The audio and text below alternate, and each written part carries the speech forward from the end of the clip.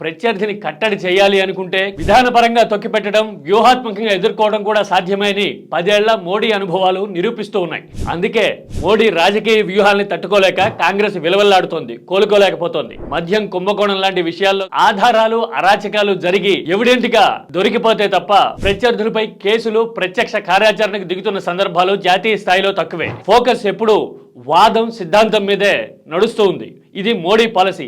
ఒకవేళ మోడీ రివెంజ్ తీర్చుకుంటున్నారు అని జనం భావించి ఉంటే గనక మోడీ మూడోసారి గెలిచే పరిస్థితి ఖచ్చితంగా ఉండేది కాదు. అంటే ఒక సిద్ధాంతపరంగా, వ్యూహాత్మకంగా కూడా ప్రత్యర్థుల్ని అణిచిపెట్టి ఉంచొచ్చు అని మోడీ నిరూపిస్తున్నారు. మరి ప్రతీకారాలు లేని అభివృద్ధి, భవిష్యత్తు, బాధ్యత గురించి మాత్రమే మాట్లాడే రాజకీయాల్ని ఏపీలో చూడగలమా? ప్రత్యర్థుల్ని దెబ్బతీసేందుకు మాత్రమే కాకుండా భవిష్యత్తు నిర్మించేందుకు, భావి తరాలకు పనికొచ్చేందుకు రాజకీయాలు నడపడం ఏపీలో చూస్తామా? మీ అభిప్రాయాన్ని కామెంట్లో చెప్పండి.